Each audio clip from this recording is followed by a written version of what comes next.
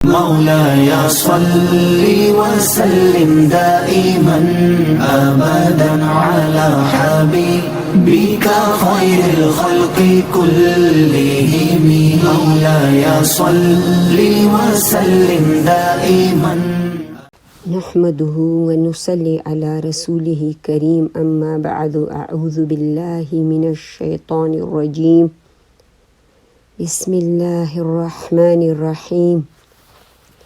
إن الله وملائكته يصلون على النبي يا أيها الذين آمنوا صلوا عليه وسلموا تسليما.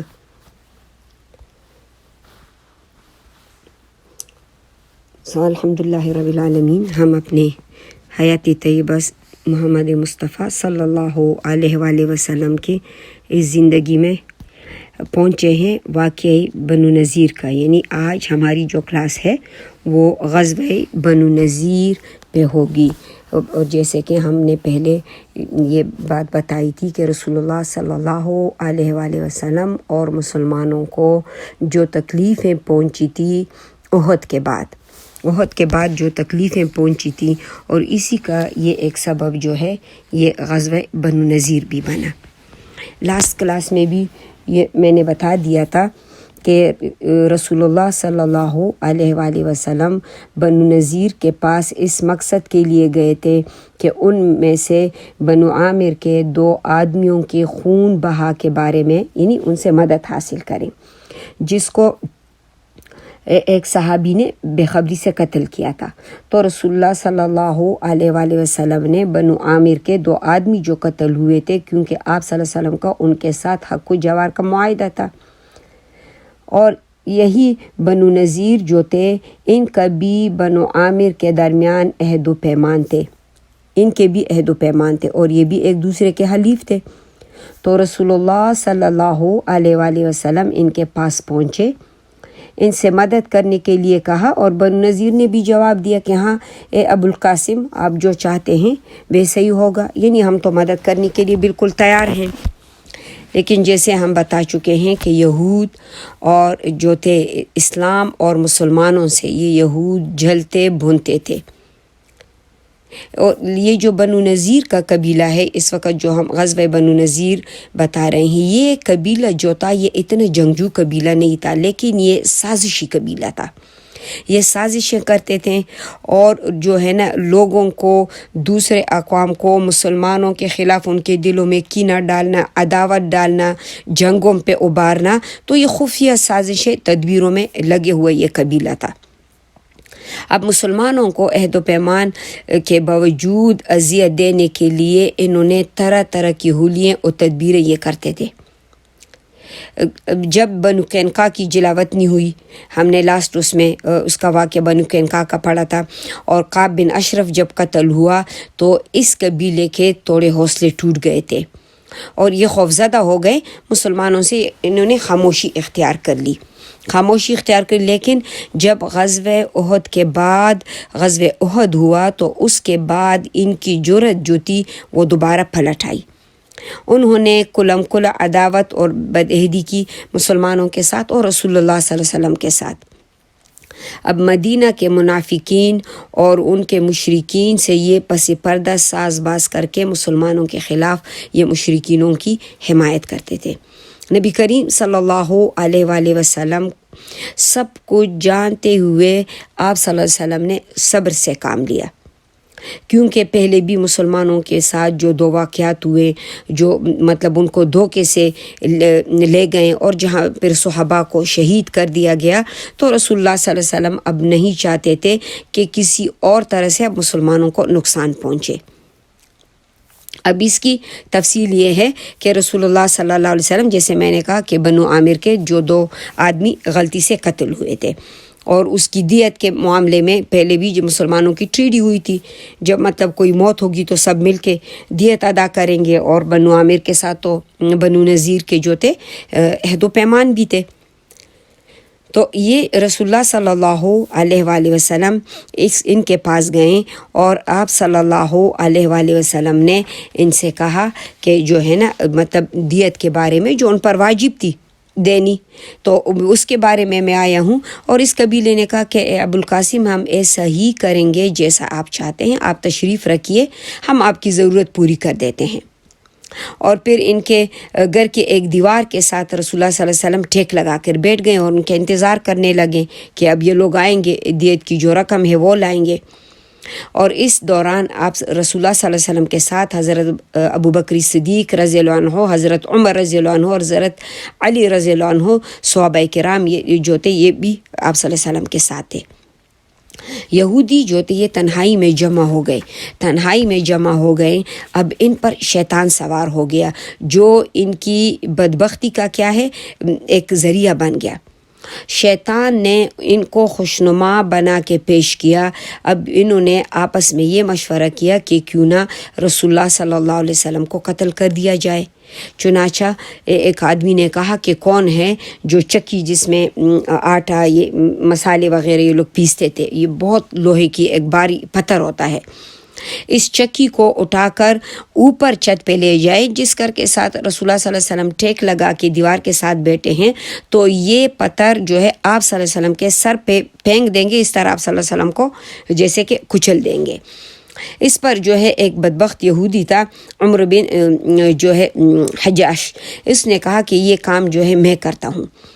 اور انہی یہودیوں میں سے سلام بن مشکم جتا، اس نے کہا کہ ایسا مت کرو، خدا کی قسم انہیں تمہارے ارادوں کی خبر دے دی جائے گی، کیونکہ اللہ کے نبی ہیں، پھر ہمارے اور ان کے درمیان عہد و پیمان ہے، ہم لوگوں نے صلح کے عہدے کیے ہیں رسول اللہ صلی اللہ علیہ وسلم کے ساتھ، تو تم لوگ ایسا نہ کرو۔ لیکن انہوں نے کہا کہ نہیں، بس انہوں نے تو ایک ہی نہیں سنی، ہم نے تو یہی کرنا ہے۔ اب یہ جب اپنے منصوبے پر آ گئے ہیں تو ادھر رب العالمین کی طرف سے رسول اللہ صلی اللہ علیہ وآلہ وسلم کے پاس جبرائیل علیہ السلام تشریف لے آئے اور آپ صلی اللہ علیہ وآلہ وسلم کو یہود کے ارادے سے باخبر کیا۔ آپ صلی اللہ علیہ وآلہ وسلم تیزی سے اٹھے، مدینہ کے لیے چل پڑے، اور بعد میں صحابہ کرام بھی جو ہے آپ سے آن ملے اور کہنے لگے کہ آپ صلی اللہ علیہ وسلم اٹھائے، ہم جو ہے سمجھ نہ سکے کہ کیا وجہ تھی کہ آپ صلی اللہ علیہ وسلم اٹھائے، تو آپ صلی اللہ علیہ وآلہ وسلم نے ان کو یہود کا ارادہ بتا دیا کہ یہود کا جو تھا کیا ارادہ تھا۔ اب مدینہ طیبہ واپس آ کر فوراً ہی جو ہے محمد بن سلمہ رضی اللہ عنہ کو آپ صلی اللہ علیہ وسلم نے بنو نذیر کے پاس روانہ کیا اور انہیں نوٹس دے دیا کہ تم لوگ مدینہ طیبہ سے نکل جاؤ، اب یہاں میرے ساتھ نہیں رہ سکتے، اور تمہیں اس کے لیے 10 دن کی مہلت دی جاتی ہے، یعنی تمہارے پاس 10 دن کی مہلت ہے، سب کچھ اپنا سمیٹ کے مدینہ طیبہ سے نکل جاؤ۔ اگر 10 دن کے بعد جو شخص پائے جائے گا تو اس کی گردن مار دی جائے گی۔ اس نوٹس کے بعد یہود کو جلا وطنی کے سوا کوئی چارہ نہیں تھا، ظاہر کام تو انہوں نے جو کیا تھا اللہ تعالیٰ نے تو رسول اللہ صلی اللہ علیہ وسلم کو بوحی جو ہے وحی کے ذریعے اطلاع فرما دی، تو اب ان کی سمجھ میں کوئی اور چارہ یعنی جیسے بات سمجھ میں نہیں آ رہی تھی، تو وہ یہی کہہ رہے تھے کہ نہیں بس ایک ہی ہے کہ ہم لوگ مدینہ طیبہ چھوڑ کر چلے جائیں۔ وہ اپنی سفر کی تیاریاں کرنے لگے، اپنے سامان وغیرہ سمیٹنے لگے۔ ادھر مدینہ منورہ میں منافقین بھی رہتے تھے، تو جو راس المنافقین تھا عبداللہ بن ابی، اب اس نے جا کر ان کو پیغام بھجوا دیا کہ تم لوگ کہیں نہ جاؤ، ڈٹ کے یہاں پر ہی رہ جاؤ، نہ گھر چھوڑو اور نہ وطن چھوڑو، یعنی اپنا شہر چھوڑو۔ اگر کچھ ہوا تو میرے پاس 2000 یعنی مردانی جنگی ہیں، اور 2000 یہ بھی ہیں، اور تمہارے ساتھ یہ قلعے میں داخل ہو کے تمہاری حفاظت میں جان دے دیں گے، اور پھر بھی اگر تمہیں نکالا گیا تو ہم بھی تمہارے ساتھ نکل جائیں گے، اور تمہارے بارے میں کسی سے یعنی ہرگز ہم نہیں دبیں گے۔ اگر تم سے جنگ کی گئی تو جو جنگ ہوئی تو ہم تمہاری مدد کریں گے۔ اب بنو قریظہ جو تھے اور بنو غطفان جو تمہارے حلیف ہیں، وہ بھی تمہاری مدد کے لیے کیا ہے، وہ بھی تمہاری مدد کے لیے آ جائیں گے۔ اب ان کو انہوں نے کیا ہے ایک بہت بڑی تسلی دی، اور یہ پیغام راس المنافقین جو ہے عبداللہ بن ابی نے بھجوا دیا۔ یہ پیغام سن کر جو تھے یہودوں کے جو خود اعتمادی تھی وہ لوٹ آئی۔ انہوں نے طے کر لیا کہ جلا وطن ہونے کے بجائے ٹکر لی جائے رسول اللہ صلی اللہ علیہ وسلم سے، اور ان کے سردار حی بن اخطب کی جو توقع تھی کہ جو راس المنافقین نے جو کچھ کہا ہے وہ تو پورا کرے گا، اگر کچھ بھی ہوا وہ مطلب 2000 اپنے جنگجو بھی لائے گا اور ساتھ میں بنو قریظہ اور دوسری جو قبیلے ہیں ان کو بھی لے کے تو ہماری مدد تو ہو جائے گی۔ اسی لیے رسول اللہ صلی اللہ علیہ وسلم کے پاس انہوں نے جوابی پیغام بھیج دیا کہ ہم اپنے دیار سے نہیں نکلتے، آپ صلی اللہ علیہ وسلم کو جو کرنا ہے وہ کر لیں۔ اب اس میں شبہ نہیں کہ مسلمانوں کے لحاظ سے یعنی یہ صورتحال جو تھی بڑی نازک تھی، کیونکہ ابھی جو ہے مسلمانوں کو بہت زیادہ پیچیدہ موڑ دشمنوں کی طرف سے پیش آئے تھے۔ جنگ احد میں مسلمانوں کی تکلیف، پھر مسلمانوں کو دھوکے سے لے جا کے شہید کرنا، اب مسلمانوں کے لیے بنو نذیر کے ساتھ جنگ کرنا آسان نہیں تو، اور یہ یہود تھے بڑے طاقتور تھے، ان کے پاس بہت ہتھیار تھا، اور جنگ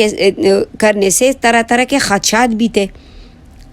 اب جو جنگ پہلے ہوئی تھی اور پھر جو مسلمان بدعہدی کی وجہ سے قتل ہوئے تو جو جرائم ہو گئے، اب اس کے لیے مسلمان جو ہے زیادہ پریشان ہو گئے کہ اسی طرح بدعہدی ہوتی رہے ہمارے ساتھ تو مسلمان تو زیادہ کمزور ہوتے جائیں گے۔ اور پھر بنو نذیر نے جو رسول اللہ صلی اللہ علیہ وآلہ وسلم کے قتل کا پروگرام بنایا ہے، یعنی جو انہوں نے بنایا تھا، تو ان سے تو لڑنا ہر حال میں ہے، چاہے نتائج کچھ بھی نکلیں، خواہ کوئی بھی نتیجہ ہو۔ چنانچہ جب رسول اللہ صلی اللہ علیہ وسلم کو حی بن اخطب کا جوابی پیغام ملا، آپ صلی اللہ علیہ وسلم نے صحابہ کرام سے جب کہا تو سب صحابہ کرام نے اللہ اکبر کہا اور لڑائی کے لیے اٹھ کھڑے ہوئے۔ رسول اللہ صلی اللہ علیہ وسلم نے جو ہے ابن ام مکتوم رضی اللہ عنہ کو مدینے کا انتظام سونپ دیا اور بنو نذیر کے علاقے کی طرف صحابہ کے ساتھ روانہ ہوئے۔ حضرت علی بن ابی طالب رضی اللہ عنہ کے ہاتھ میں علم تھا، اور بنو نذیر کے علاقے میں پہنچ کے آپ صلی اللہ علیہ وسلم نے ان کا محاصرہ کر لیا۔ اچھا، اب بنو نذیر جو تھے یہ اپنے قلعوں میں اور گھڑیوں میں جیسے کہ انہوں نے پناہ لے لی،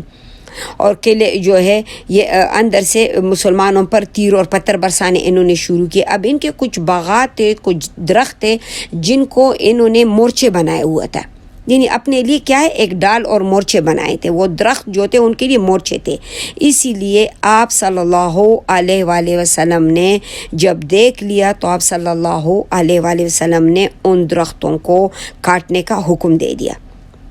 جب ان درختوں کو کاٹنے کا حکم دے دیا تو اس پر وہ بڑے چلائے بھی کہ رسول اللہ صلی اللہ علیہ وسلم تو کہتے ہیں کہ یہ جیسے کہ فساد فی الارض میں ہے، لیکن یہاں پر جب کفار جب بھی دشمن حملہ کریں اور وہ درخت جن پہ ان کے مورچے بنے ہوئے ہوں اور جو ان کے لیے ڈھال بنے ہوئے تو وہاں پر پھر ان کو کاٹنا جائز ہے اور مسلمانوں کو اپنا دفاع کرنا ہے۔ خیر بہرحال جب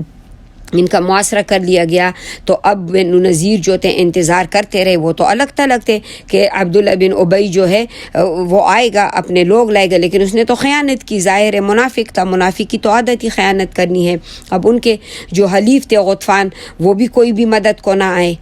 اور اسی طرح جو ہے ان کے اوپر ایک یعنی بہت بڑی مصیبت آ گئی، جیسے کہ شیطان نے جو چیز ان کو سجائی تھی اب وہ اس مصیبت میں پھنس گئے تو شیطان تو جب بھی کہتا ہے کہ کفر کرو، اور جب انسان کفر کر بیٹھتے ہیں تو اللہ فرماتے ہیں کہ شیطان کہتے ہیں کہ میں تو بری ہوں تم لوگوں سے، وہ تو پھر جو ہے نا چھوڑ دیتا ہے۔ تو یہی چیز جو ہے یہ منافقینوں نے ان کے ساتھ کیا، اور رب العالمین پروردگار دو عالم نے جو ہے نا ان کے دلوں میں رعب ڈال دیا اور ان کے حوصلے جو تھے وہ ٹوٹ گئے تو لہٰذا اس قبیلے نے بنو نذیر کا جو قبیلہ ہے انہوں نے ہتھیار ڈال دیے اور یہ انہوں نے جواب رسول اللہ صلی اللہ علیہ وسلم کو بھیجوایا کہ یہ جلا وطنی جو ہے جو پیشکش آپ صلی اللہ علیہ وسلم نے کی ہے وہ ہمیں منظور ہے۔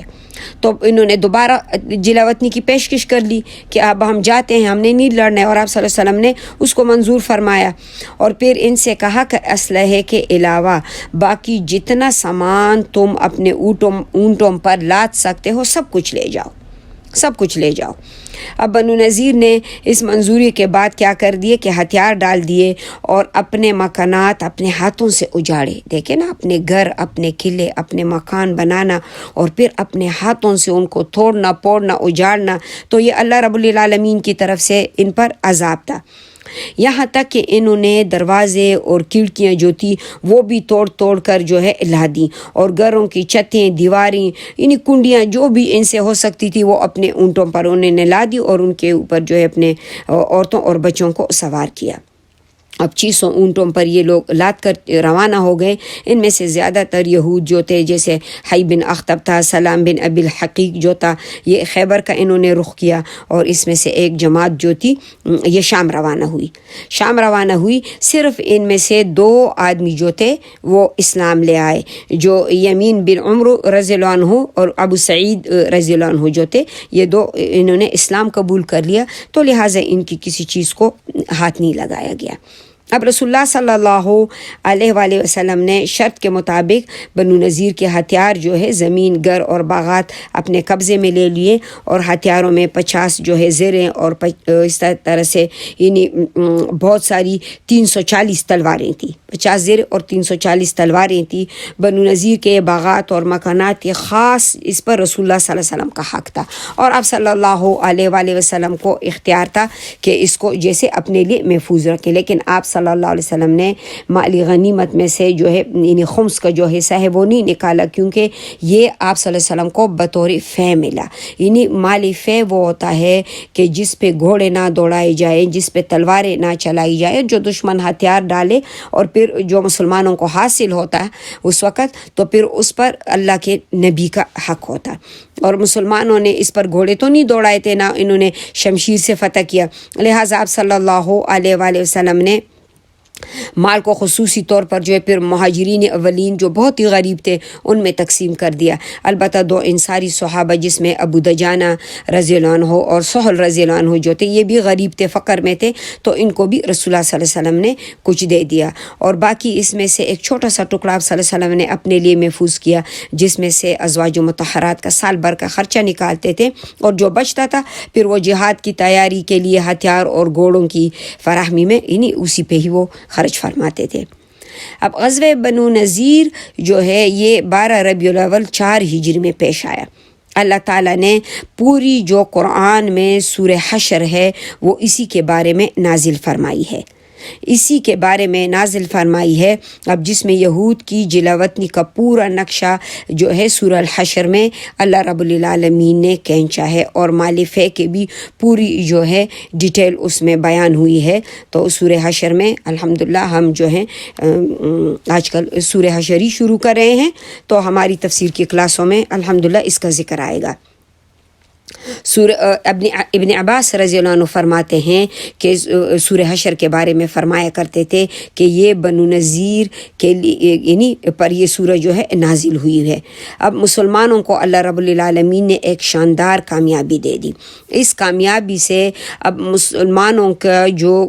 مطلب جو نقصانات ان کو پہنچے تھے اس کی جو اللہ رب العالمین نے وہ ایک مضبوطی دوبارہ مسلمانوں کو دلا دی، اور منافقین جو تھے وہ بھی کچھ گھبرا گئے، ڈر گئے، اور ادھر جو تھا رسول اللہ صلی اللہ علیہ وآلہ وسلم اب بدوؤں کی خبر لینے کے لیے یکسو ہو گئے، کیونکہ اس احد کے بعد جو بدو تھے، جو سائڈوں پہ جو ویلیجرز تھے، اب وہ مسلمانوں کو تکلیفیں پہنچاتے تھے، اور یہاں تک کہ انہوں نے تیاری کر لی کہ مدینہ طیبہ پر حملہ کریں۔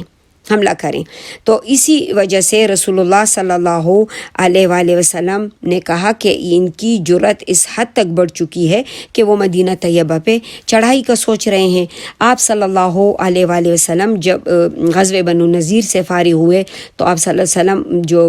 بدو تھے یعنی جو ویلیجرز تھے انہی کے بدہدیوں کے لیے جو مطلب جس طرح سے وہ عہد انہوں نے کیا تھا مدینہ طیبہ پہ حملہ کرنے کا، آپ صلی اللہ علیہ وسلم کو جب اس کا اطلاع ملا اور انہوں نے جو ہے بنو غطفان کو بھی، جو 2 قبیلے تھے ان کو بھی ساتھ ملایا تھا کہ ہم سب مل کے رسول اللہ صلی اللہ علیہ وسلم پر جو ہے اور اصحاب پر حملہ کریں گے۔ اب رسول اللہ صلی اللہ علیہ وآلہ وسلم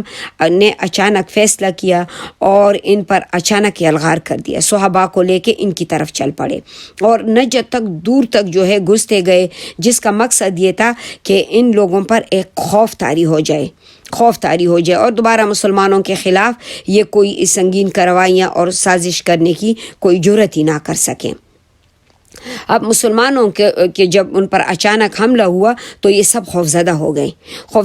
گئے اور یہ بھاگ کر پہاڑوں کی چوٹیوں میں ادھر جا کر یہ چھپ گئے۔ اسی لیے یہ جو واقعہ پیش آیا یہ جمادی الاول میں یہ جو ہے نا 4 ہجری کو جمادی الاول میں یہ واقعہ پیش آیا۔ اب رسول اللہ صلی اللہ علیہ وآلہ وسلم کے لیے ایک اور بھی غزوہ تھا۔ اب دیکھو اب بھی احد ہوا ہے، پھر احد کے بعد مسلمانوں کو جو تکلیفیں پہنچی ہیں اور پھر یہاں پر آ کے بنو نذیر نے ایک بہت بڑی عہد شکنی کر لی اور اس کے بعد رسول اللہ صلی اللہ علیہ وآلہ وسلم کا 1 سال کے بعد ابو سفیان نے وارننگ دی تھی کہ بدر میں دوبارہ مقابلہ ہوگا۔ اب سال بہت تیزی سے گزر رہا تھا اور ابو سفیان جسے جو ہے غزوہ احد سے واپسی کے وقت جو ہے آئندہ میدانی بدر میں جس غزوے کے لیے للکارا تھا اور مسلمانوں نے اس کو منظور کر لیا تھا اور وقت قریب آ رہا تھا۔ جنگی نقطہ نظر سے یہ بات جو تھی رسول اللہ صلی اللہ علیہ وسلم کے لیے زیادہ مناسب نہ تھی کہ دوبارہ بدر پہ جا کے جنگ ہو، اس سے پہلے یہ جو اعرابی ہیں، یہ جو ولیجرز ہیں، ان کو یعنی ان کی سرکشی اور بغاوت جو ہے ان کو توڑ دیا جائے تاکہ جب مسلمان جنگ کے لیے بدر چلے جائیں یہ مدینہ طیبہ کو خالی دے کر وہاں پر حملے کرنے کی جرات نہ کریں۔ تو اسی لیے رسول اللہ صلی اللہ علیہ وآلہ وسلم نے جو ہے ان کا رخ کیا اور بدوؤں کو جو ہے ایک بہت بڑی اس میں شکست ہو گئی اور آپ صلی اللہ علیہ وآلہ وسلم مدینہ طیبہ واپس آ گئے۔ اور پھر ربیع الاول اور جمادی الاول جو تھا یہ واقعے جس میں یہ پیش آئے تھے اور اس کے بعد رسول اللہ صلی اللہ علیہ وآلہ وسلم جو ہے باقی کا ٹائم آپ صلی اللہ علیہ وسلم نے مدینہ طیبہ میں گزارا۔ اب غزوہ بدر دوم جو تھا یہ بدوؤں کو جو تھا کہ شر سے جب مطمئن ہو گئے تو مسلمانوں نے اپنے بڑے دشمن قریش کی طرف جنگ کی تیاری شروع کر دی۔ ظاہر ہے وہ تو سب سے بڑا دشمن تو قریش تھا،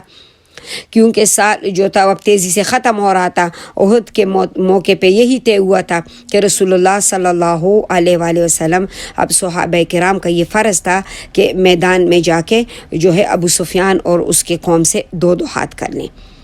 اور جو جنگ اس نے مطلب جس جنگ کے لیے اس نے للکارا تھا آپ صلی اللہ علیہ وآلہ وسلم شعبان 4 ہجری میں جو ہے آپ صلی اللہ علیہ وسلم نے مدینہ طیبہ کا انتظام عبداللہ ابن رواح رضی اللہ عنہ کو سونپ کر اور اس جنگ کے لیے بدر کا رخ فرمایا۔ آپ صلی اللہ علیہ وآلہ وسلم کے ہمراہ اس وقت جو تھے 2000 کی جمعیت تھی اور اس میں 10 گھوڑے بھی تھے، یعنی پہلی جو بدر کا جو غزوہ تھا اس وقت تو 313 تھے، اس وقت آپ صلی اللہ علیہ وسلم کے پاس جو تھے 1,500 کے لوگ، یعنی ایک جماعت تھی اصحاب کی۔ آپ صلی اللہ علیہ وآلہ وسلم نے فوج کا جو علم تھا، جو جھنڈا تھا، وہ حضرت علی رضی اللہ عنہ کو دیا تھا اور بدر پہنچ کر مشرکین کے انتظار میں آپ صلی اللہ علیہ وسلم خیمہ زن ہو گئے۔ اور دوسری طرف ابو سفیان بھی جو ہے وہ 50 سواروں کے سمت جو ہے اور 2000 مشرکین کو لے کے جو ہے روانہ ہو گیا، وہ بھی جنگ کے لیے روانہ ہو گیا۔ لیکن ایک جگہ پہ پہنچ کر جو ہے یہ خیمہ زن ہو گیا اور مکے سے یہ کچھ بوجھل دل کے ساتھ نکلا تھا ابو سفیان، اور بار بار یہ مسلمانوں کے ساتھ ہونے والے جنگ کا انجام سوچتا رہا کہ اب بدر میں جا کے ہمارا انجام برا ہوگا، اور یہ ہیبت جو ہے اسی سے لرز اٹھتا تھا اور یہ چیز اس کے اندر بار بار اٹھتی تھی۔ تو اس نے کیا کیا کہ اپنے قوم سے کہا کہ یہ واپسی کے بہانے سوچنے لگا نا کہ کوئی بہانہ کروں کہ ہم واپس چلے جائیں۔ اب ان سے یہ کہنے لگا کہ دیکھو ساتھیوں، قریش کے لوگوں، یہ وقت جو ہے یہ جنگ کے لیے موزوں نہیں ہے، جنگ تو تب ہونی چاہیے کہ جب شادابی ہو، ہریالی ہو، جانور بھی چر سکیں اور وہ دودھ بھی تم اس کا پی سکو. یعنی یہ سال جو ہے یہ خشک سالی کا ہے. تو لہٰذا میں تو واپس جا رہا ہوں، تم بھی چلے جاؤ میرے ساتھ. اور ایسا معلوم ہوتا ہے کہ سارے ہی لشکر کے جو اصحاب تھے اس پر خوف اور ہیبت سوار تھی. ابو سفیان کے اس مشورے کی جو ہے نا کسی نے مخالفت نہیں کی. کسی مخالفت کیے بغیر سب کے سب نے واپسی کی راہ لی اور اپنا جو ہے نا یہ مکے واپس چلے گئے. ادھر مسلمانوں نے بدر میں 8 روز تک ٹھہر کر ان کا جو ہے نا دشمن کا انتظار کیا. اور اس دوران جو وہ اپنا سامان لائے تھے تو انہوں نے تجارت بھی خوب کی تھی. جو 1 درہم کی جگہ جو ہے وہ 2 درہم بنا رہے تھے. تو اللہ رب العالمین نے ایک شان کے ساتھ رسول اللہ صلی اللہ علیہ وآلہ وسلم اور جو ہے نا اصحاب کو مدینہ طیبہ جو ہے وہ واپس لے آئے. وہ واپس ایک شان کے ساتھ رسول اللہ صلی اللہ علیہ وسلم کے اصحاب جو ہیں یہ مدینہ طیبہ آ گئے. اور اللہ رب العالمین نے کفار اور جو ہے ان کے دلوں میں رعب ڈال دیا اور ان کی جرأت ہی نہ ہوئی کہ وہ مسلمانوں کے خلاف جو ہے کوئی جنگ کر سکے اور لڑ سکے. اللہ پروردگار دو عالم نے جو ہے اپنے نبی کی مدد فرمائی. بنو نذیر کے بعد جو ہے رسول اللہ صلی اللہ علیہ وسلم جیسے کہ اب یہاں پر گئے اور ان کے ساتھ جو لڑائی ہوئی اور یہ لڑائی جو تھی اللہ رب العالمین نے بدر کی لڑائی میں مسلمانوں کو کامیابی دے دی اور یہ بغیر جنگ کے جو ہے واپس آ گئے. اور اس طرح انہوں نے تجارت بھی کی. اللہ رب العالمین نے مسلمانوں کو کامیابی عطا کر دی. تو اللہ پروردگار دو عالم نے مسلمانوں کو اس جنگ میں کامیاب کر دیا اور رسول اللہ صلی اللہ علیہ وآلہ وسلم اپنے اصحاب کو لے کے جو ہے یہ واپس مدینہ طیبہ آ گئے. تو انشاءاللہ اب اس کے بعد جو ہے ہماری جو اگلی کلاس ہوگی وہ باذن اللہ ہوگی غزوہ احزاب اور جنگ خندق کے بارے میں ہوگی. کیونکہ اب ہم جو ہے وہ جنگ خندق تک آ چکے ہیں. تو انشاءاللہ ہماری پھر اگلی کلاس اسی کے اوپر ہوگی. اللہ تعالیٰ نے موقع دیا تو پھر اگلی کلاس تک کے لیے اجازت چاہتی ہوں. السلام علیکم ورحمۃ اللہ وبرکاتہ. مولاي صل وسلم دائما أبدا على حبيبك خير الخلق.